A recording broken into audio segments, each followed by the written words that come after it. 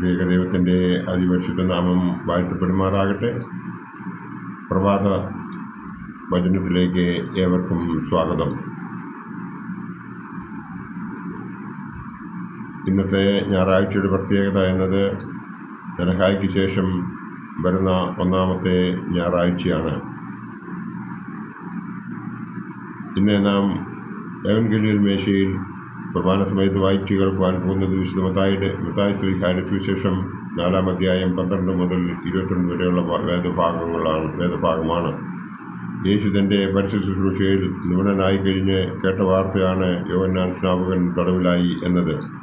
തിരുവെഴുത്തിൻ പ്രകാരമാണ് അത് സംഭവിച്ചതെന്ന് അറിയാമായിരുന്ന യേശു തൻ്റെ പിതാവിൻ്റെ ഇഷ്ടങ്ങൾ നിർവഹിക്കുന്ന ജോലിയിൽ മുഴുകി. 15-16 വാക്യങ്ങൾ നാം നോക്കുമ്പോൾ നമുക്ക് മനസ്സിലാകുന്നത്, ഇരുട്ടിലിരിക്കുന്ന ജനം വലിയൊരു വെളിച്ചം കണ്ടു. മരണത്തിൻ്റെയും ദേശത്തിലും നിഴലിലും ഇരിക്കുന്നവർക്ക് പ്രകാശം ഉദിച്ചു എന്ന് യെശയ്യാ പ്രവാചകൻ മുഖാന്തരം അരുളി ചെയ്തത് നിവൃത്തിയാകുവാൻ ഇടവന്നു.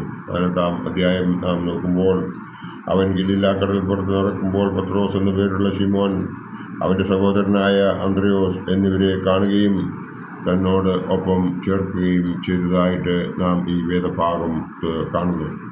ഈ വേദഭാഗത്തു നിന്നും മനസ്സിലാകുന്നത് 3 കാര്യങ്ങളാണ്. 1, നാം ദൗത്യം നിർവഹിക്കുന്നവർ ആയിരിക്കണം. 2, നമ്മുടെ നിയന്ത്രണത്തിലല്ലാത്തതിനെ വിട്ടുകളയണം. 3, ദൃഢനിശ്ചയവും വിശ്വാസവും ഉള്ളവൾ ആയിരിക്കണം. ഒന്നാമത്തെ പോയിന്റിലേക്ക് നോക്കുമ്പോൾ, നമ്മൾക്ക് കിട്ടിയിട്ടുള്ളതായ ദൗത്യങ്ങൾ നാം നിർവഹിക്കണം. നമ്മുടെ കർത്താവിനെ ഒന്ന് നോക്കിക്കേ. അവൻ തൻ്റെ പിതാവ് ഏൽപ്പിച്ചതായ ദൗത്യം നിർവഹിക്കുവാൻ തുടങ്ങിയിരിക്കുന്നു. അവൻ പറഞ്ഞു തുടങ്ങിയത്, സ്വർഗരാജ്യം സമീപിച്ചിരിക്കാൻ മാനസാന്തരപ്പെടുകയും കൂടാതെ അവൻ തൻ്റെ ശിഷ്യന്മാരെ കൂടെ കൂട്ടി തുടങ്ങിയതായിട്ട് നമുക്ക് ഇവിടെ കാണുവാൻ സാധിക്കും. 2-ാമത്തെ പോയിന്റ് എന്ന് പറയുന്നത്, നമ്മുടെ നിയന്ത്രണത്തിലല്ലാത്തതിനെ വിട്ടുകളയണം. ഇവിടെ സ്നാപക യോഹന്നാനെ തടവിലാക്കുന്നു, തിരുവെഴുത്തുകൾ നിവൃത്തിയാകുന്നു. അതിൽ യേശു ഇടപെടുന്നില്ല. നാമും നമ്മുടെ നിയന്ത്രണത്തിൽ ഇല്ലാത്തതിനെ വിട്ടുകളയുകയാണ് എങ്കിൽ സമാധാനമുണ്ടാകും എന്നത് മനസ്സിലാക്കുകയും അതിനുവണ്ണം പ്രവർത്തിക്കുകയും ചെയ്യണം.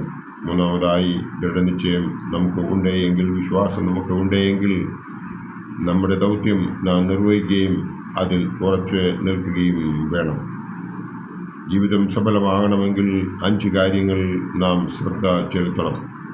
1, മറ്റുള്ളവർ എന്ത് വിചാരിക്കും?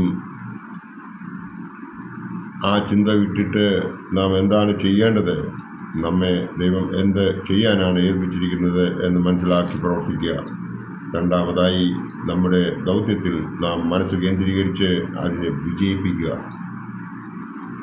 അതിനായിട്ട് നമ്മുടെ കുഞ്ഞുങ്ങളെ വിശ്വാസത്തോടുകൂടി വളർത്തുക, അവർക്ക് ശരിയായ വിദ്യാഭ്യാസം നൽകുക, അനുസരണയുള്ളവരായി വളർത്തക്കവണ്ണം നാം സ്വയം മാതൃക ആയി തീരുക എന്നുള്ളതാണ് നാം ചെയ്യേണ്ടത്. നമ്മുടെ ഓരോ കുടുംബങ്ങളിലും നമ്മൾ കാണുന്നത് എന്താണെന്ന് ചോദിച്ചു കഴിഞ്ഞാൽ, മാതാപിതാക്കൾ അവരുടെ ഇഷ്ടത്തിന് ജീവിക്കുകയും മക്കളെ അനുസരണം പഠിപ്പിക്കുവാനും അവരെ നല്ല വഴിയിൽ കൊണ്ടുപോകാനും ശ്രമിക്കുന്ന വീടൊന്നുവരെയും ശരിയായിട്ടുണ്ടാവില്ല. കാരണം മാതാപിതാക്കൾ മക്കൾക്ക് ഒരു മാതൃകയായ ഭവനത്തിൽ മാത്രമേ നല്ല ഒരു ക്രിസ്തീയ കുടുംബമായിട്ട് അതിനെ മുമ്പോട്ട് നയിക്കുവാൻ അവർക്ക് സാധിച്ചിട്ടുള്ളൂ. ചില കാര്യങ്ങൾ വിട്ടുകളയാനുള്ള മനോഭാവം നമുക്ക് ഉണ്ടായിരിക്കണം. ഇതാണ് 3-ാമത്തെ പോയിന്റ്. അതിനുവേണ്ടി മറ്റുള്ളവർക്ക് എതിരായി കള്ളസാക്ഷ്യം പറയാതിരിക്കുക, മറ്റുള്ളവരുടെ വസ്തുവകകൾ കരസ്ഥമാക്കുവാനുള്ള ആഗ്രഹങ്ങൾ ഒഴിവാക്കുക, മറ്റുള്ളവരുടെ അഭിവൃദ്ധിയിൽ അസൂയപ്പെടാതിരിക്കുക മുതലായവയാണ്. 4-ാമത്തെ പോയിന്റ് എന്ന് പറയുന്നത്, നെഗറ്റീവ് വൈബ്സിനെ ഇല്ലാതാക്കുക. അതായത് ദുശ്ചിന്തകളെ അകറ്റി നിർത്തുക, ദുഷിച്ച കൂട്ടുകെട്ടുകൾ ഒഴിവാക്കുക, നല്ലത് മാത്രം ചിന്തിക്കുക എന്നുള്ളതാണ് 5-ാമത്തെ പോയിന്റ്. എനിക്ക് എല്ലാം അറിയാമെന്ന അഹങ്കാരമായ ആ ചിന്ത ഒഴിവാക്കുകയും എനിക്ക് ഒന്നും അറിയില്ല എന്ന ചിന്തയിൽ മുഴുകാതെ അറിവ് ഉണ്ടാക്കാൻ ശ്രമിക്കുകയും വേണം. അതായത് മറ്റുള്ളവരെ ബഹുമാനിക്കാനുള്ള മനസ്സ് നമുക്കുണ്ടാകണം. ആയതിനാൽ ബുദ്ധിയുള്ള ആ 5 കന്യകമാരെ പോലെ ജീവിക്കുവാൻ, ജീവിതത്തിൽ പ്രാവർത്തികമാക്കുവാൻ നമുക്ക് ഇടയാകണം. അതിനുവേണ്ടി ദൈവത്തിൽ ആശ്രയിക്കുക, എപ്പോഴും പ്രാർത്ഥിക്കുക, നല്ലത് പ്രവർത്തിക്കുക, നല്ലത് മാത്രം കാക്ഷിക്കുക, നല്ലത് മാത്രം മറ്റുള്ളവർക്ക് വേണ്ടി ചെയ്യുക എന്നതാണ് നാം മനസ്സിൽ കരുതേണ്ടത്. നാം ഇവിടെ കണ്ടതായ 3 കാര്യങ്ങളുണ്ട്. ഒന്ന്, നാം ദൗത്യം, ഈ വേദഭാഗത്തിൽ നിന്ന് നമുക്ക് മനസ്സിലാകുന്നത് നാം നമ്മുടെ ദൗത്യം നിർവഹിക്കുന്നവരായിരിക്കണം. നമ്മുടെ നിയന്ത്രണത്തിലല്ലാത്തതിനെ വിട്ടുകളയണം. മൂന്നാമത്തത്, ദൃഢനിശ്ചയവും വിശ്വാസവും ഉള്ളവർ ആയിരിക്കണം എന്നുള്ളതാണ് ഈ വേദഭാഗം നമ്മെ പഠിപ്പിക്കുന്നത്.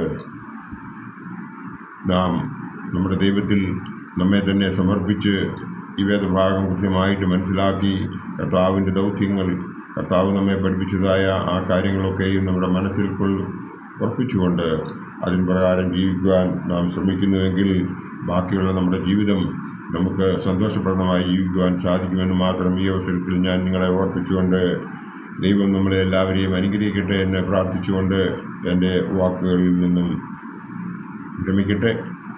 നന്ദി, നമസ്കാരം.